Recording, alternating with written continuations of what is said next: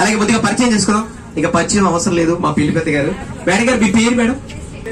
Udayasri madam గారు. Madam ఇంట్లో house wife job చేస్తున్నారు సార్. మీ మ్యారేజ్ ఎన్ని ఇయర్స్ అవుతుంది సార్? 32 ఇయర్స్ అవుతుంది. గట్టిగా చెప్పట్లు పెట్టాలి. మ్యారేజ్ 32 ఇయర్స్ అవుతుందంట. మేడం గారి చేతులు పట్టుకోండి, గట్టిగా పట్టుకోండి. నీ చేతులు కుదిరిపెట్టండి. అలాగే పట్టుకోండి.